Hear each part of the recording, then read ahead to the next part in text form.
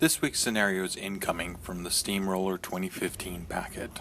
The scenario does not have the Killbox Artifice in effect and consists of two rectangular zones. The friendly zone can be dominated for 1 CP.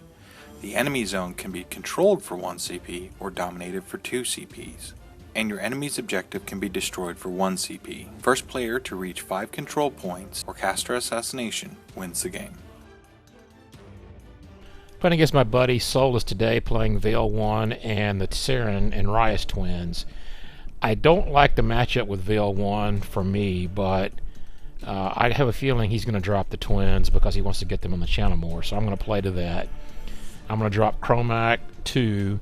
I don't like the matchup here with the Druids getting kind of nullified with Psychic Venom or Psychic Vampire. But it's E-Kromac, Wilder, Ghetorix, Stalker, Shadowhorn, Gorax, Druids with the UA, 2 units of stones. I took the Keeper out because he's not worthwhile versus Legion.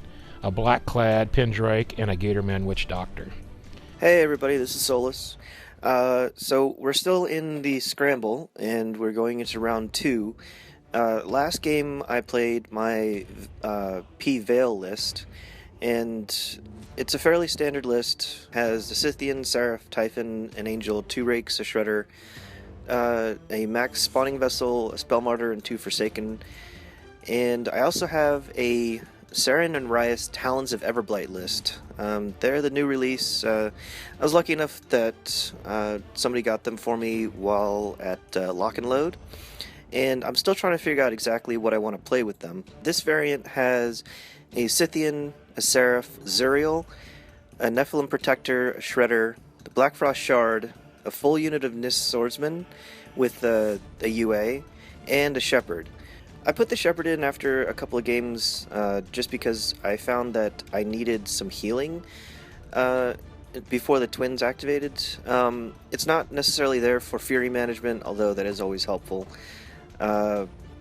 The Scythian's in there just for some hitting power, and the Shard is in there as well for the Ice Cage ability, dropping defense and harm.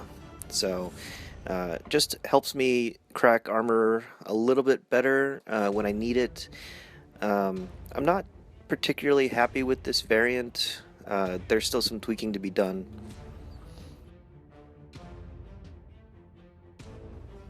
So for deployment, I'm going first. So I set up in a fairly standard formation for me. The twins go more or less in the center. Seraph goes off to one side. I pretty much spread out the battle group along the center line, and I am not terribly used to using units, or at least full units that don't advance deploy.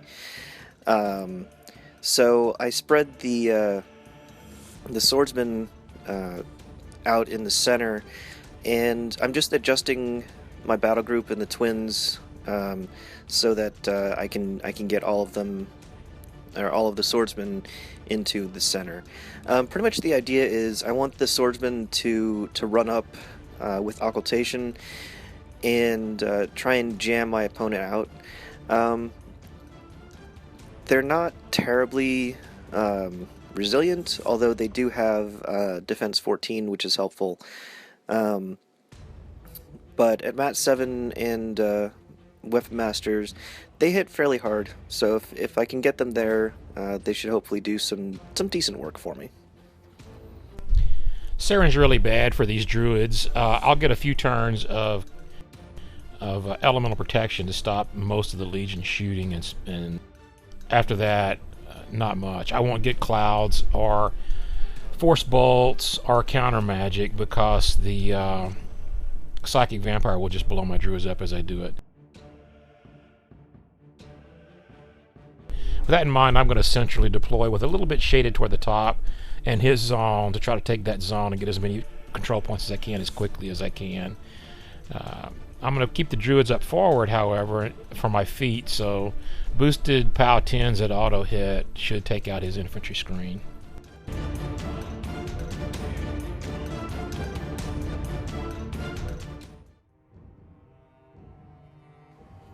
So going into turn 1, it's fairly standard for me. The Seraph is going to cast Slipstream in advance and then Slipstream the Scythean up.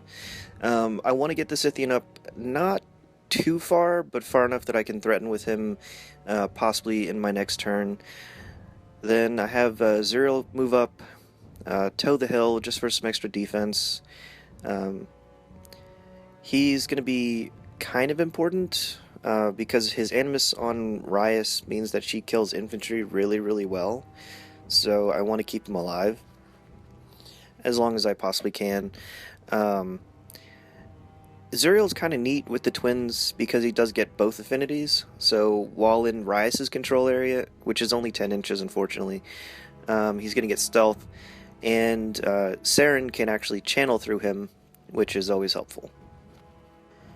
I have the twins go next, and E-Saeryn goes ahead, puts up a bunch of tenacities. E-Rhyas puts occultation on the swordsman, and then E-Saeryn also put up Psychic Vampire, mainly because it means that the Druids can't cast their clouds unless they don't advance as far as they want to.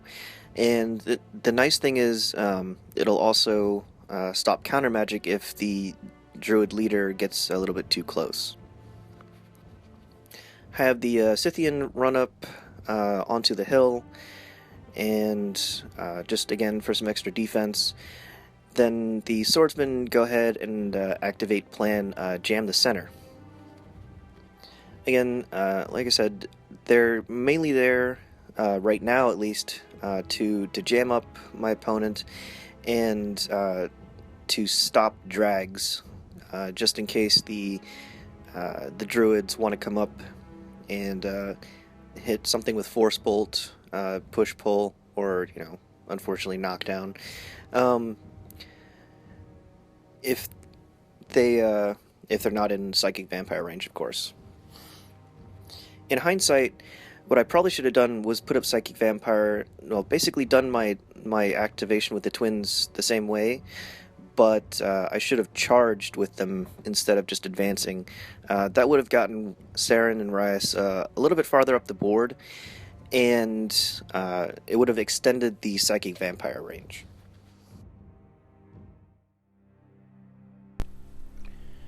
So I'm going to get one turn of my Druids being able to do something, and then they're going to be locked down with Psychic Vampire. He's already up keeping it. With that in mind, I'm going to move forward, staying out of what I believe is our control zone.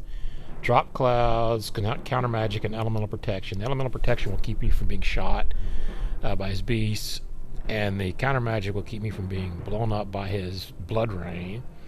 And the clouds will keep those swordsmen honest. They'll drop to mat 5 because they don't have reach to hurt my Druids. The rest of my army is going to move up behind the Druids, with the Witch Doctor giving them Zombify, which is tough and undead.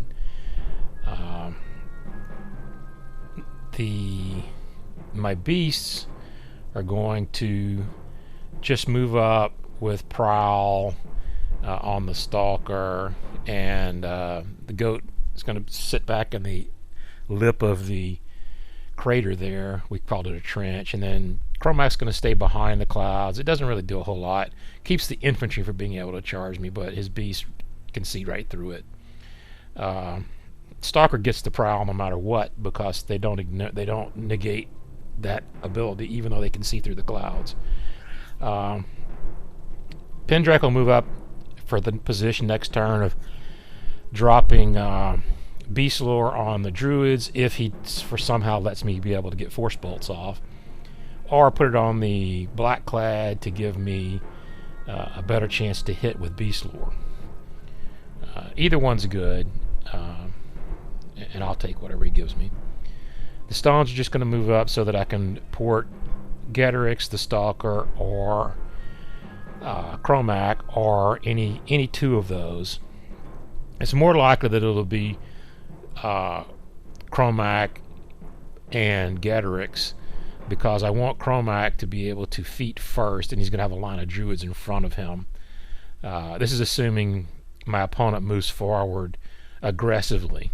If he doesn't move forward super aggressively, I'm going to have to rethink my game plan, because I really need to get the Alpha Strike off and take that Scythean off the board. Zuriel would be nice to get off the board. The Seraph would be okay. But Zuriel and the Scythean is my #1 priority. It hits the hardest of anything over there. Other than E-Rhyas with her critical decapitation. I'm really gonna be watching to see what he does on his turn. It could be almost anything. Going into my turn 2, as I said before, I really should have probably charged with the twins. It would have pushed him back a little bit, or the Druids would have walked up and not been in a cloud wall. I go ahead, I upkeep Psychic Vampire, and I upkeep Occultation, and then I just go ahead and run with the Swordsman again, trying to get them in the zone. And at defense 14, they're fairly hard to hit for anything but a War Beast that can boost. The Druids are only mat 5, so they're going to have a couple of problems hitting them. So I go ahead and go with the twins. I put up a bunch of tenacities, and then I just I have them advance a little bit up. I'm really trying to set up for my next turn, which will hopefully mean that I can start hurting his army. I'm not terribly certain, or I can't really do anything to him this turn. I mean, he's sitting behind a cloud wall, and that becomes kind of a problem. So I go ahead with the Seraph. It advances with Slipstream up, and then Slipstreams the Scythean. The other thing that I forgot to do this turn was put Banishing Ward on the Scythean. It would have made him immune to the Druid's Force Bolts if that happens. And once the Scythean is taken out, I lose a lot of my hitting power, or at least for killing beasts. Then Zuriel goes up. He's got tenacity, and I kind of eyeballed the distance here, trying to stay out of a teleport range for Ghetorix. What I really should have done was just kept him pretty much where he was, or at least measured a control area to verify where he was. As it is, I just sort of eyeballed it, which was probably not the best idea. Then everything else just advances up. Well, Solus was very cautious, which is unlike him. My Druids are too close now. They will die to Psychic Vampire, so they're going to be turned into combat Druids. Pull on your boots and charge, boys. Time to go. With that in mind, I have to figure out how I want to play E-Kromac. I need to feat with him first so that the Druids auto hit with their melee charges. And he's got Druids right in front of him, so if he's going to do anything this turn other than just feat, he's going to need to use a stone. I think I can get the Scythean with the Stalker if the Blackclad can get a Hunter's Mark on him. So with that in mind, Pendrake's going to Beast Lore the Blackclad. The Blackclad's going to go up and try at the Hunter's Mark with 3 dice. The Scythean, it's pretty likely. And he gets it with a 15 on 3 dice. Woohoo! So now that's enabled the likelihood that the Stalker is going to kill the Scythean. So I want to put Lightning Strike up on E-Kromac, get him teleported to within reach of those Legionnaires that are blocking the path to the Scythean, and get rid of him. So the Wilder moves up, slaps him with Lightning Strike, and I teleport him over the wall, over the Druid wall there. I think that I could not reach all 4 of those swordsmen, but I do think that I get 3 of them in his reach. Yep, looks like 3. He should handily take out those 3. I'm debating whether or not I want to cast a spell with him. Carnage would be the spell I would cast. E-Kromac doesn't really need it to hit Zuriel, and I'm fairly certain that E-Kromac can reach Zuriel. He's just barely inside the green stone, so he can be ported. So I'm not going to cast Carnage. All I did was upkeep Awakened Spirit, which I cast on the Stalker last turn. So now I'm buying 2 attacks to get rid of the other 2 guys. Now I have 3 corpse tokens on E-Kromac for next turn and 3 Fury on him for transfers. I think he's done his work. He's going to Lightning Strike back, just towing the zone, standing on the crater. He doesn't get any benefit because he's not inside the crater. We decided inside the crater is the trench, not outside it. You have to be fully inside it to get it. So now Gorax is going to walk over and primal up the Stalker, because the Stalker really needs it to get rid of to make sure that he's going to take down the Scythean. Then the Druids are going to get a charge order. They're going to charge in with E-Kromac's feet, the auto hit, and Boosted Pow 10 should take out all of the swordsmen they can reach. I need to clear out at least 1 swordsman to give Ghetorix a landing pad, probably 2. So I'm going to move them with that in mind. The UA and the leader of the Druids are kind of blocked in by the stones and Ghetorix and my objective, so they're not going to be able to contribute anything to this turn other than just making sure things are in command. They're just going to run around and get out of the way of everybody. So here go the Druids. They auto hit. All of them are in the feet, so I'm rolling 3 dice for damage instead of rolling hits. So, and the swordsmen are dropping like flies. These are like combat Druids, baby. Okay, so there's a huge landing pad for Ghetorix. I'm not going to be able to get to within reach of, or within melee of Zuriel, but I definitely will get within reach. That's an 8-inch spray template, so front to back puts me right there.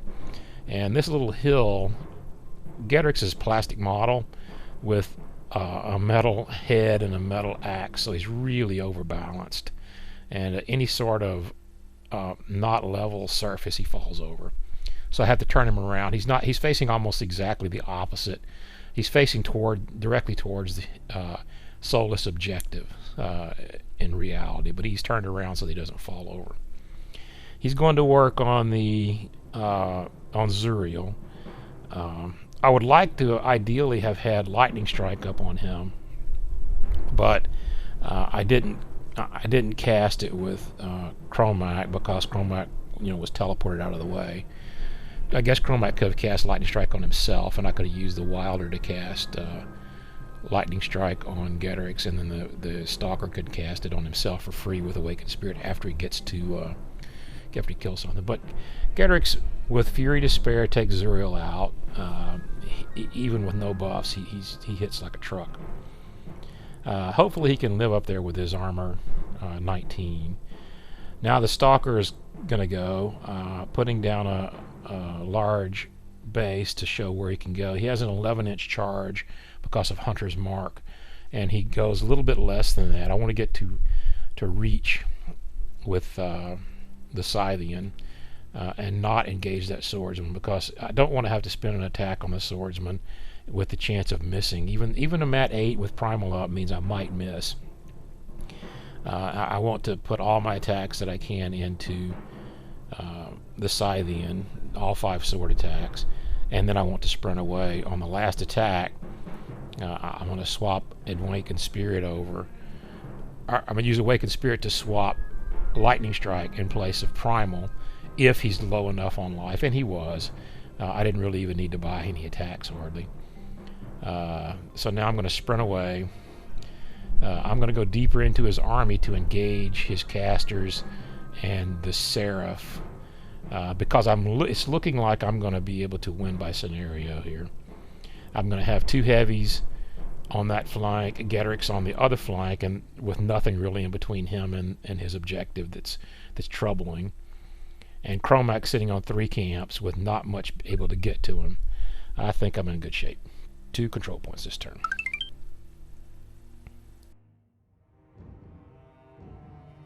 So, as it turns out, Defense 14 doesn't help when you're getting hit automatically. So, Pow 10's on the charge, pretty much kill the swordsman off. And I'm down Zuriel and my Scythean. Like I said, I probably should have measured a control area or made a more careful measurement for Zuriel's movement my last turn.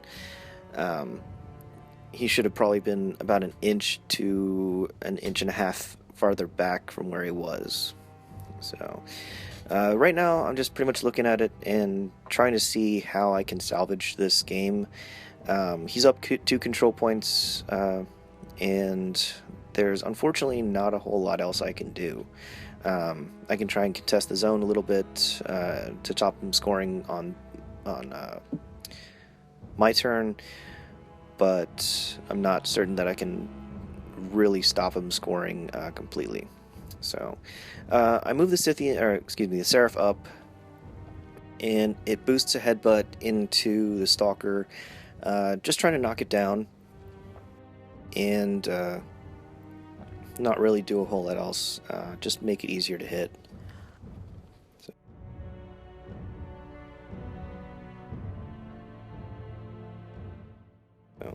I go ahead with the Blackfrost Shard, and just moving them around. I don't think they're going to get anywhere really useful, but just, you know, every little bit helps at this point. So I throw a harm at the Shadowhorn Satyr, just trying to lower its armor or up my damage output a little bit more on it. And then I throw an Ice Bolt at one of the Druids, but it toughs. So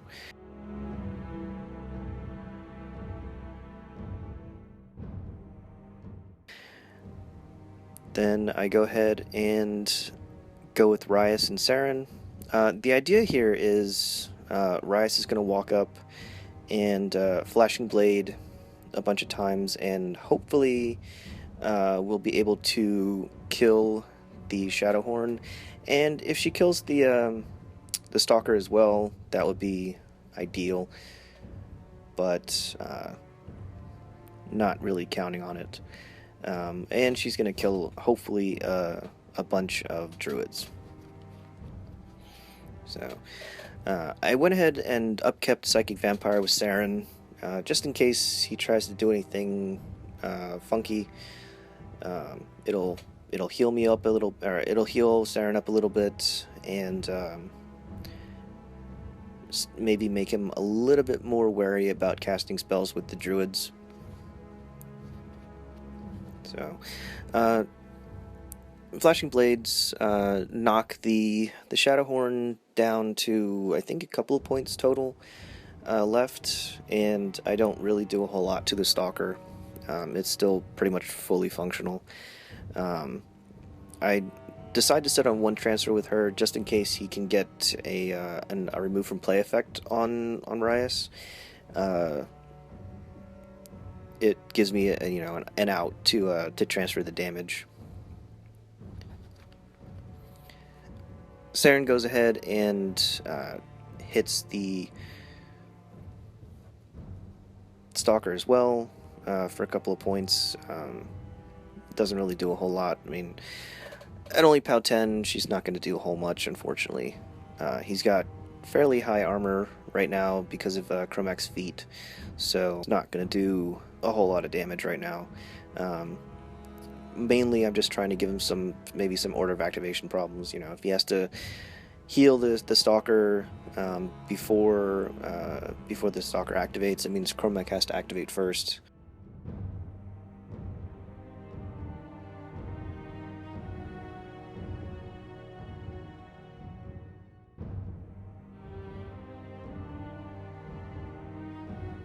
I put the Shredder in the zone to stop him from scoring in my turn.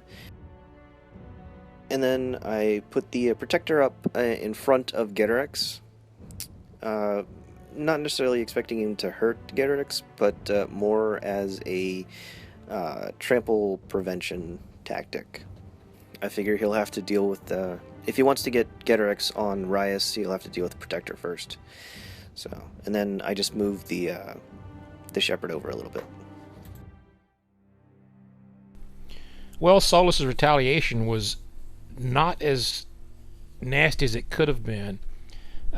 Most of my stuff lived, even most of the Druids. I guess when they pulled up their britches, they were ready to go. The Stalkers having Primal on him last turn means he had to attack something and randomly chose to hit the objective, which is actually really good for me. It means Ghetorix has to do less to get rid of it than would be normal. E-Rhyas almost killed the Shadowhorn, knocking his spirit out and his body out, so he's rolling, or his mind, so he's rolling less dice to hit, and he can't boost. So I do need to heal him. The sad thing about that is I really can't use my Druids to heal him because they blow up if they try to medicate him. So I'm going to try to spray to clear some of the infantry, and this Nephilim dude, put some hurt on the Nephilim dude, maybe knock him down. If I could knock him down, that would be awesome. With that in mind, I probably should have put Beast Lore up on the Blackclad to give him boosted damage rolls on his spray to have a better chance of knocking him down, but I didn't. I got excited because it looks like I'm going to be able to finish the game this turn. E-Kromac has just a shredder to clear from the zone to get 2 more control points, and he should have 0 issues doing that. I put Primal up on the goat, but I needed to activate and heal him first, and I just didn't do it. It was a mistake. So here goes the goat. Now he's going over there, but he doesn't have all of his aspects, so he's only going to get his 3 basic attacks, and that's not likely to be enough. The Druid Overseer could have healed him and not died to Psychic Venom because he has 5 hit points. He's only going to take 1 from the Psychic Venom or Psychic Vamp. Again, like I said, it's just a mistake. So he doesn't do anything really to the Nephilim. Can't hit him and can't hurt him. So now I've got to come up with some other plan. It may involve just taking free strikes with Ghetorix if the Druids can't do anything to this Nephilim, and I don't think they can. I'm thinking, I guess E-Kromac's going to go and walk over and get rid of this shredder and maybe put a hit on E-Rhyas. E-Rhyas has riposte, which I didn't know she had, and that's bad, so Ghetorix is not going to keep trying to hit her. He's going to just sit on as many transfers as he can to make sure that if he doesn't get his 5 control points this turn, that he just can't be killed easily. Here I go, rolling on her, missing, and getting a riposte attack back, and saying, that's not good. Scary chick with pointy little stick. Bad. E-Kromac, leave alone. Now I'm trying to come up with a plan to deliver Ghetorix to the objective, and it looks like it's going to be a trample. Ghetorix is hurt a little bit, and the bad thing is it's his spirit that's out, or it's not out, but it's hurting. So what I'm going to do is I'm going to warp snacking after I do the Druids to clear out some of this stuff. Maybe try to hurt the Protector a little bit. I'll warp snacking and trample over those 2 dudes, and those 2 dudes are going to give me 2d3 healing, and I will force to snack or to regenerate before I move. That's another d3 of healing. By the time I get to the objective, I'll only be able to buy 2 attacks, but those 2 attacks should finish off the objective at dice -1. It's only got like 8 hit points left, I believe. I may forego the regeneration. I think he'll be okay. The Nephilim can't hit him that hard, and he's got to do like 5 to knock out the spirit. So here goes. I'll make my attack rolls and get my snacking. So kill 1, kill 2, and then snack back up. I get 5 points of snacking back. With 4 points of snacking back with 2 3s. So now the Protector hits me, or the Soldier, or whatever that Nephilim is. I can't tell the difference between those dudes. They all look the same. And he does enough to leave me at 3 spirit points left, which would have knocked off my spirit if I hadn't, which would have maybe end the game if I couldn't. So I get my 5th control point, and that's game. Could game Soulless. I really like this E-Kromac list. It can attrition you. It can force you out of scenario zones just from the sheer threat of the massive amount of damage it can throw out, and it can surely assassinate you. If not you, it can assassinate the rest of your army. It's just that good. I've seen some talk on the forums about a few people not liking E-Kromac and thinking he's a subpar circle caster. I think they're very, very, very underestimating him and mistaken. He's a bad fella.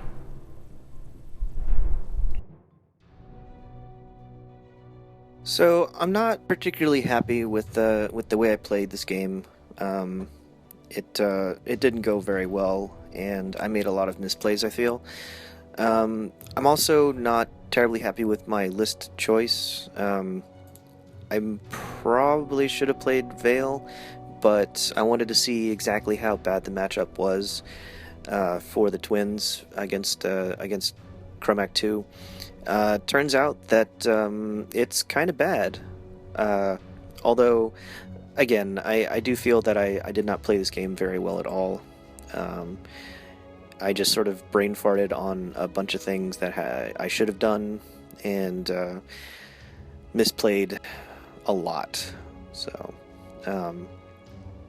it's definitely an interesting list, and I feel like the twins are a lot of fun to play. But it's going to be very, very difficult to figure out a list that I'm going to be comfortable or happy actually playing. So, the experiment continues, and we'll see them on the table hopefully again soon.